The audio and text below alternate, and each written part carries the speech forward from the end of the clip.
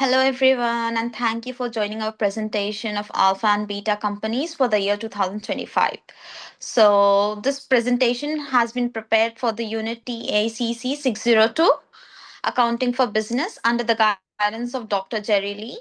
And our group members are Shafin Begum, that is myself, Kushal Purasaini, Shahariar Ali, Kiran Thapa, and Arafa Shajib. So, yeah, next slide, please. Coming to the next slide, Yes. please. Hold on. It's not getting shared. Yeah, it Oh, is. yeah.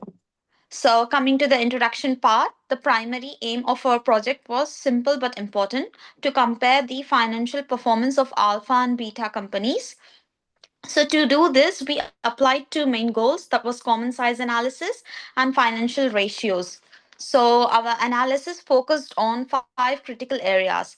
The first one was liquidity, that showed how well each company can meet the short term obligations, and the second one was solvency to show the long term financial stability and risk.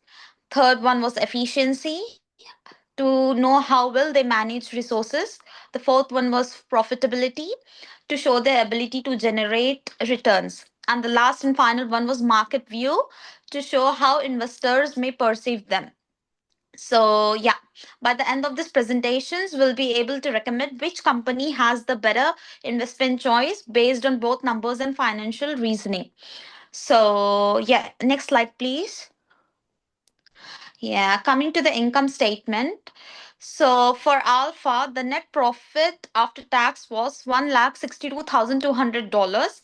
For Beta, the net profit after tax was significantly higher, which was $2,10,400. This shows that Beta is more profitable in terms of raw earnings.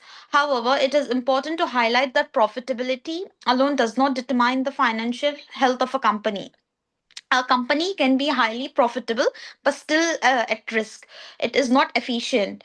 So that is why we struggle with liquidity to examine the balance sheet and ratios to gain a full picture. So the next slide, please. Let's begin with the balance sheet summary. The Alpha's total assets are 4,45,440 dollar compared to Beta's, which is 5,42,450 dollars. And the bar chart shows that assets versus liability visually. However, Beta also has higher liabilities, which indicates higher risk. Alpha use more conservative financing strategies, focusing on stability rather than aggressive growth. So, over to you, Kushal. Yeah, thank you for introducing me, Sabin, and thank you for your introduction part that you included us. So, hi, it's me, Kusal. So, I'm just gonna say my part, the common size income statement. So, as you can see clearly in the slide compares the net profit margin of alpha and beta. Wherever the alpha has a margin of 21.06%, while the beta shows a higher margin of 23.90%. This indicates that beta demonstrate stronger profitability compared to alpha, making it more efficient in generating profit from its revenue. So going through the second slide, it says common size balance sheet of alpha and beta, which can be demonstrated in the pie chart version. So this slide shows the asset composition of alpha and beta. Alpha has 65% of its assets in property, plant, and equipment, highlighting its focus on fixed asset. In contrast, beta has 24% of its assets in inventory, showing a greater reliance on the working capital. So I'll just like to introduce Sahar for the next part. Hi, Sahar. Just 1 second, I open my recording my video.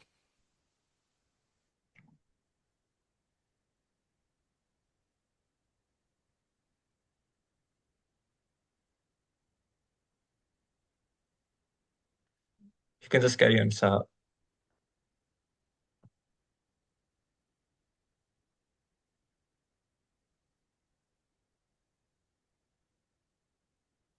Oh, sorry, I missed my video. No, no, I continue with my part. First, liquidity ratio. Liquidity ratios tell us how well a company can meet short-term obligations, starting with working capitals. Alpha has $94,100. while beta has $1,44,750. This shows beta has a larger overall buffer of current assets to cover current liabilities. Looking at the current ratio, alpha is 2.53 and beta is 2.55. Both are above the same benchmark of 2, which signals strong short-term financial health. But the quick ratio gives us a sharper picture by excluding inventory. Here alpha is 1.16 and beta is 1.13. This means alpha can pay off immediate obligation with liquid assets slightly better than beta. Why is this important? Because inventory may not quickly convert it to cash, so alpha stronger quick ratio shows lower lines on stock. In summary, beta has more working capital and a strong current ratio, but alpha demonstrates better immediate liquidity. This makes alpha slightly stronger if sudden cash need arises. Next slide, please. Now, continue with solvency ratios. Solvency ratios focus on long-term stability and financial risk. Alpha debt ratio is 32% compared to beta 36%. This shows alpha is less reliant on borrowed funds. Beta's higher ratio signal greater use of leverage, which raises long-term financial risk. Looking at the debt to equity ratio, alpha is 0.47 and beta is 0.56. Again, alpha has a more conservative capital structure, while beta relies more on debt relative to equity.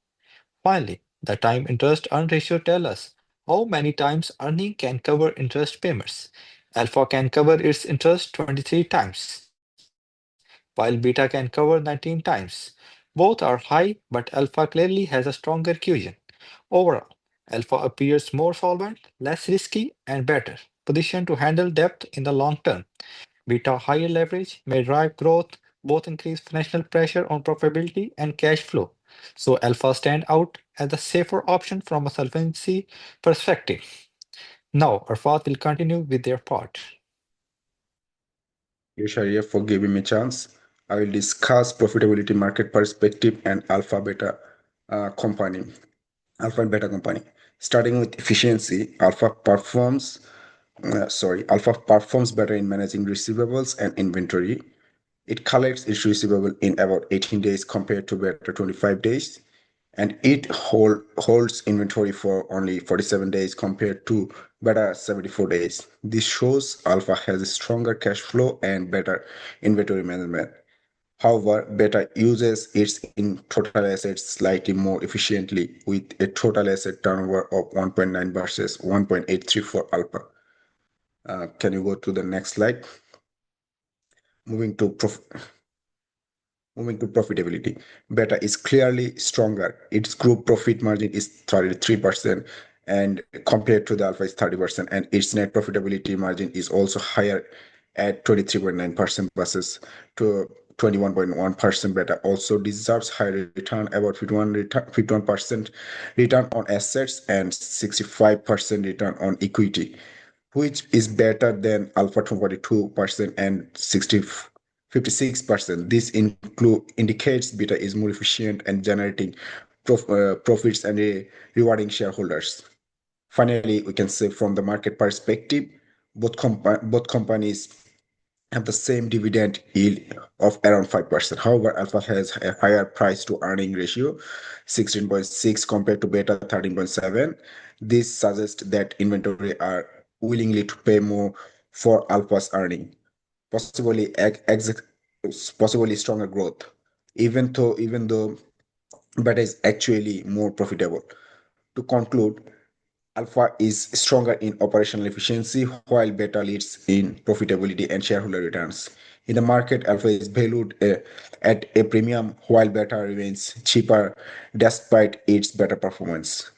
Thank you for giving me a chance. The next team I will discuss the rest topic. Thank you. Thank you, Arthab. So my camera is not working, so I will start my part. Today I will give a short evaluation and investment recommendation of Alpha and Beta company. From the efficiency perspective, Alpha manages receivables and inventory better. It collects receivables faster and holds inventory for fewer days, which means quicker cash flow. Beta, however, uses its total assets slightly more effectively. Looking at profitability, beta is the stronger performer. It has higher gross and net profit margins, and it delivers higher return on both assets and equity. This shows the beta is more efficient at generating profit and rewarding shareholders. From the market view, both companies pay the same dividend yield of about 5%. However, Alpha has a higher price earning ratio, which means investors are paying more for each dollars of its earning, likely due to higher growth expectation. Beta looks cheaper in terms of valuation, but it's actually more profitable. So, next slide. So, talking about the investment recommendation, if the focus is on growth and premium valuation, Alpha may be attractive. But if the goal is strong profitability and better returns, then Beta is the better long-term investment. Overall, I will recommend Beta company for investment because of its stronger profitability, high returns, and undervalued market price compared to Alpha. Thank you.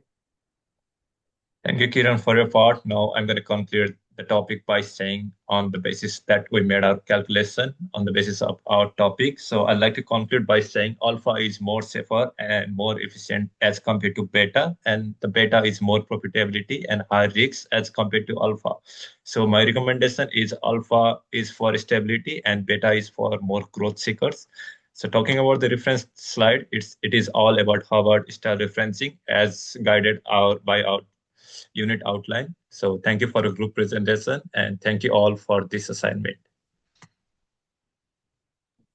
Thank you. Thank you.